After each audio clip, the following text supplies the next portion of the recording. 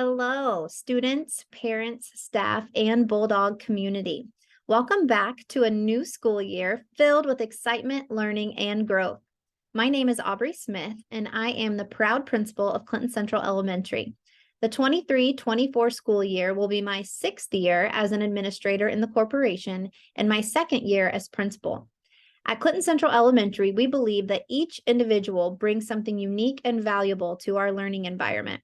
Our dedicated teachers and staff are committed to nurturing students' natural talents, fostering creativity, and providing a safe and supportive space for every student to flourish. Today, I wanted to take some time to bring you up to date with the changes that you can expect this year and also highlight some events that you can look forward to. I also wanted to share Clinton Central Elementary's initiatives as a staff and, of course, share our new faces with you as well. First, I want to introduce the district and building level administration to you. From left to right, you will see our Director of Student Services, Mrs. Suzanne Evans, our Superintendent, Mr. Jeremy Fuel, our Elementary Assistant Principal, Mrs. Courtney Golden, and myself, Aubrey Smith. How exciting is it that our enrollment is up from 505 students in the elementary school at this time last year to 550 sitting on our rosters right now. We are so excited to continue to grow the Bulldog community. Our early kindergarten program is moving from 2 sections to 3 sections this year, and our second grade is moving from 3 sections to 4 sections this year. So thank you to those families for your flexibility if your child's teacher has changed. As we grow, we want to be mindful of our class sizes, and we are excited to share that no class at the elementary has more than 23 students right now. Student needs are much better met when we are able to keep those class sizes smaller and more manageable for our teachers and our staff. As you may have noticed, if you have been on our campus in the last 6 months, we are underway with our corporation's building project. The high school has been undergoing some serious renovations, whereas the elementary school is going to be looking forward to some in the coming years. One of the most exciting things that the elementary is doing is updating our front entrance. Here is a look at what our mock-up is, and this is what it should look like when it's completed out front. We are also getting a restroom addition near our early kindergarten wing that's connected to the cafeteria, along with HVAC all throughout the elementary school. And we're also planning to update our paint and carpet in the next couple of years. To move on to more curricular matters, this year we will be focusing heavily on curriculum mapping and alignment. The Indiana Department of Education released updated Indiana standards this summer, and we will be working diligently as a staff to ensure that we are not only updating our content and instruction to align with those, but also to ensure that our students are receiving a well-rounded and consistent education that's based on best practices. With that in mind, as teachers, we are always looking for ways to refine our practice so we can better serve our students. Recently, we have been following a body of research referred to as the science of reading to help us better understand how children learn to read. In the past, we believed that if a student simply saw a word enough times, they would learn it. We taught our students their sight words, which are words we wanted them to read automatically, accurately, and effortlessly through rote memorization. While this method did work for some students, it did not work for all. We know that there have always been far too many students who struggle to remember new words even after many exposures. The science of reading is now helping us to understand why. It turns out there is a specific mental process we use to permanently store words for immediate retrieval. This process is called orthographic mapping. It is how we take an unfamiliar word and immediately turn it into a sight word. In order for this mental process to take place, students need direct instruction on how to connect sounds to the written word. Backed with this knowledge, we are going to be working this year to align and group our sight words that we expect students to know at various grade levels into categories of regularly spelled and irregularly spelled words. Of the 220 Dolch sight words, 37% of them are heart words that will require direct instruction in order for students to properly learn them. An example of a heart word is the word said. Students can usually identify the beginning and the ending sounds, s and d, but the middle sound they hear is a short e. Therefore, students often spell the word said S-E-D. The tricky part in this word are the letters A-I. Students will receive explicit phonics instruction to learn that in the word said, we spell the short E sound with the letters A-I. This is the part of the word that they have to learn by heart. While this approach may look different from what you have seen or experienced in the past, you can feel confident knowing it is backed by science. This is one of the many things that the science of reading has us focusing on as educators. You can also see the difference in traditional guided reading versus the science of reading by looking at this graphic on the screen. We are excited to apply what we have learned to better serve your children and can't wait to see how providing more explicit phonics instruction overall is going to help them grow as readers, writers, and spellers. The next thing that I wanted to mention is if you have been a caregiver or a parent at Clinton Central or to a Clinton Central student, you know that our report cards have looked a little bit like this, very lengthy. We worked hard as a staff last year to research best practices around grading and reporting.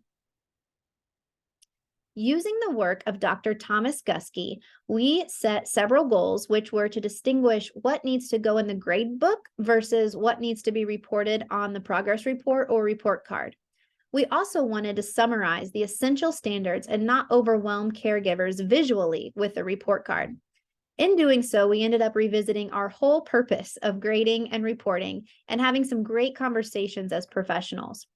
Surveys of educators have identified 6 main purposes of grading, which include things like communicating student achievement status to caregivers, providing information for students for self-evaluation, identifying and grouping students for instruction, providing incentives for students, evaluating the effectiveness of our instructional programs, and documenting things like effort and responsibility. Talking about these purposes as professionals, we began to discuss what evidence we are using in our various grade levels to come up with an overall grade, and are excited about the consistency our progress reports will now have. Our new and improved progress reports will get straight to the point in a parent-friendly and readable way. Some notable changes to the progress report that you can expect will be that we are going to be jumping back into the traditional A, B, C, and D. Our 6th graders will also have F as an option that better aligns with our junior high. You'll see these grades as an overall grade in each pertinent subject area. We will also continue on with our standards-based grading at the elementary level, and students will be giving a 1, 2, 3, or 4 in subheadings. Things like computation, number sense, etc. Our lifelines will also appear on the progress report so that students and caregivers are also made aware of how students are doing when it comes to things like respect, effort, and self-control. Each 9 weeks, our grade level teachers will prepare a cover letter to go home along with the progress report to better explain the content covered within that time period. Before those decisions could be made, we had to come together as a staff to decide on the purpose of our progress report. This truly challenged us to confront some of education's deepest and longest held traditions, and it wasn't easy at first to find consensus. Our purpose statement will appear on the cover letter as a reminder to you all, and I will also share it with you now. The primary purpose of the progress report is to effectively communicate student achievement towards specific standards and student learning behaviors within the current 9 weeks. You can look forward to seeing the new and improved progress reports our first grading period, which usually falls right around the time as our parent-teacher conferences. So if you have any questions, you'll be able to ask as many as you'd like. Now moving on to the moment you've been waiting for, which is the introduction of our staff. In early kindergarten, we have 3 lovely teachers, Tammy Campbell, Elizabeth Parkinson, and Tasha Passate. In kindergarten, we have Brandy Gamblin, Hannah Hallier, Kaylin Laughlin, and Kylie Shire. In 1st grade, Jennifer Guffey, Melissa Hudspeth, Ashley Johnson, and Heather Snyder.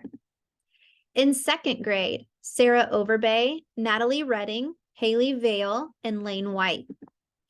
In third grade, Megan Dunn, Maggie Henderson, and Christy Unger. In fourth grade, Meredith Mast, Hannah Robertson, and Kathy Price. In fifth grade, Heather Hooper, Bethany Meacham, and Jody Peterson. In sixth grade, Carrie Barnett, Jessica Brovant, and Heidi Webster. Special education, we have Tenley Adams, who is our speech language pathologist. We have Fred Fuel, Lucy Randolph, Tiffany Stanley, who is our occupational therapist, Shelby Woodruff, and Amanda Yoder. A couple of student supports, we have Addison Atkins Harris as our elementary school counselor and Hannah Paris as our elementary interventionist. And last but not least, our specials area team. We have Andrea Burdine doing STEM and library, Emily Eaton teaching art, Rosie Finley, who does music and EL, Wendy Hall for swimming, and Dawn Helmick as our PE teacher. A couple of reminders of our back to school events. We hope to see you on Tuesday, August 8th from 5 to 7 p.m. for our back to school night. Also, on Friday of next week, we will hold our second annual Clinton Central Elementary Back to School Carnival from 5 to 7 p.m. You can come and enjoy bouncy houses, carnival games, prizes, snacks, and of course, a dunk tank as we celebrate our first week of school. Parents and caregivers that are listening, we appreciate your partnership in your child's education. Your involvement plays a vital role in their success, and we encourage open communication and collaboration throughout the year. Let's make this academic year unforgettable and filled with joy, laughter, and a genuine thirst for knowledge. Together, we can create a thriving and vibrant school community that inspires excellence and prepares our students for a bright future. Thank you so much for listening. I hope you have a wonderful, wonderful last week before we get started. Thank you.